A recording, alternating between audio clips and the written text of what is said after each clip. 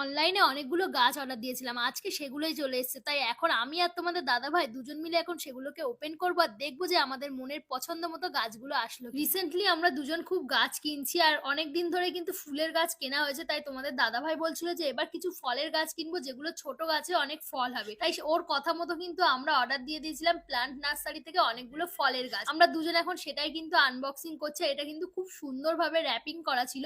গাছগুলো একটাও কোনো ক্ষতি হয়নি এমনভাবে প্যাকিংটা করেছিল।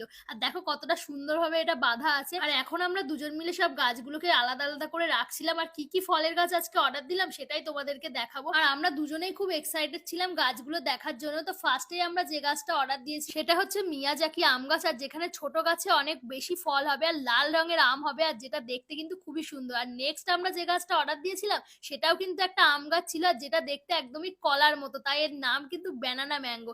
যেটা তোমাদের দাদা ভাইয়ের খুবই পছন্দ হয়েছে। তাই বলছিল এই গাছটাও দেখো অনেকটা বড় দিয়েছে আর বেশ ভালো। আর এর সঙ্গে আমরা একটা রেড চেরি গাছ অর্ডার দিয়েছিলাম আর তারপর দিয়েছিলাম একটা পেয়ারা গাছ যেটাও কিন্তু খুব সুন্দর ছিল। এর সঙ্গে অর্ডার দিয়েছিলাম আমার পছন্দের মালবেরি গাছ যেটা আমি অনেক দেখেছি কিন্তু কখনো খাইনি। তাই ইচ্ছে ছিল বাড়িতে একটা লাগাবো। আর তাছাড়াও তোমাদের দাদা ভাইয়ের পছন্দের একটা গাছ দিয়েছিল ব্যানানা চিকু যেটা অলরেডি গাছে ফল হয়ে গেছে। আর এর সাথে কিন্তু দিয়েছিলাম একটা অল স্পাইসি গাছ মানে মশলার গাছ যেটা বাড়িতে থাকা কিন্তু খুবই প্রয়োজন, না হলে রান্নাটাই করা অসম্ভব। আর ম্যাক্সিমাম গাছেই কিন্তু ফল ধরেছিল। তো যাই হোক, তোমরা যদি এরকম ছোট গাছে ফল হবে সেগুলো নিতে চাও তাহলে স্ক্রিনে দেওয়া নাম্বারে কন্ট্যাক্ট করো এবং নিজের পছন্দের গাছগুলো নিয়ে গিয়ে বাড়িতে বসাও।